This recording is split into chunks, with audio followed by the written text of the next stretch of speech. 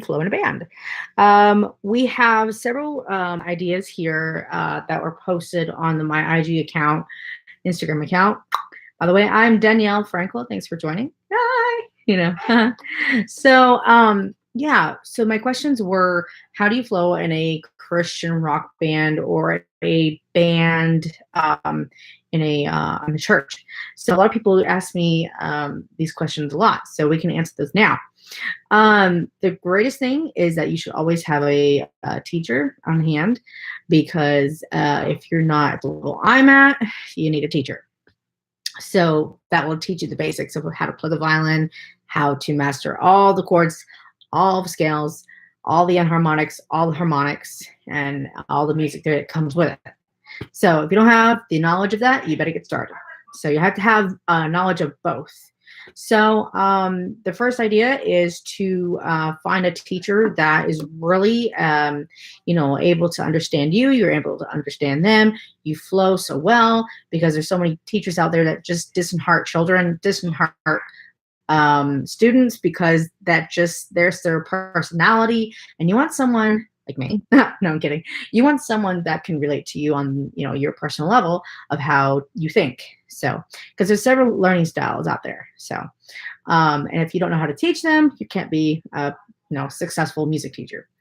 So with that said, if you are at my level, you're going to know that flow in the band is very important. Being humble is number one key.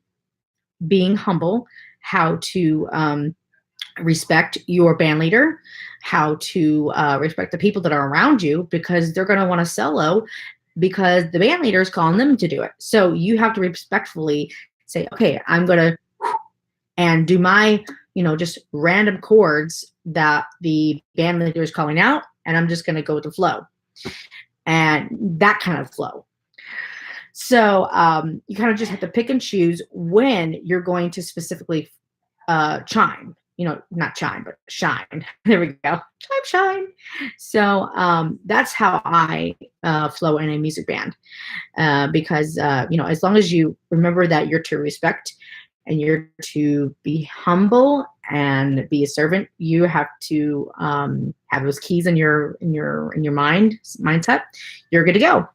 The next thing to mention is that you should always be watchful of the worship leader on stage, because they're always going to be changing up things. And so it's good to keep your eyes on that person, the worship leader, and number two, the band leader. So they're always going to give you signs of when to, cut off a song, or when to go to the second verse, this first verse, and so forth and so on. You have to memorize their hand signals and stuff like that. That's very important, because everyone's different. Not everyone has the same, ideas. So for that, if you don't know what I'm talking about, you should probably think about going to a worship school and getting the basics and getting some advanced training on how that works. So because I'm not here to teach you that. I'm here to teach you how to flow in a band. So but even though I have my bachelor's degree in music, but yeah, God is good. So the next thing I want to point out is that if you're in a key change, okay, in a song, there might be two key changes, okay, and you're going from the key of E up to the key of F. Those are half steps, and if you don't know what a half step is, basically it sounds like jazz, ba-dee, ba-da-da-da-da-da, and so you're going from the key of E. So the key of E going to the F, E to the F. So you're changing.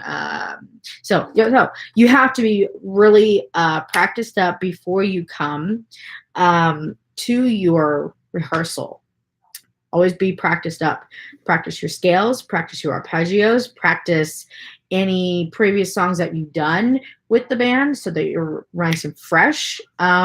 If you have a band that, when you go to rehearsal and they just point out to you what we're going to be doing today for the actual live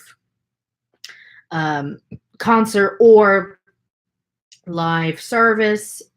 You just have to go with the flow. You have to be respectful. You have to say, okay, I'm cool with this because I'm prepared.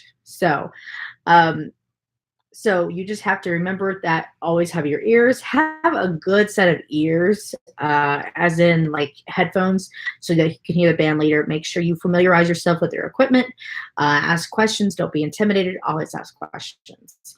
And so a good band leader will definitely be willing to explain details, important details, how it works. So the next thing is I'd like to talk about in a different video about how to have a good band audition.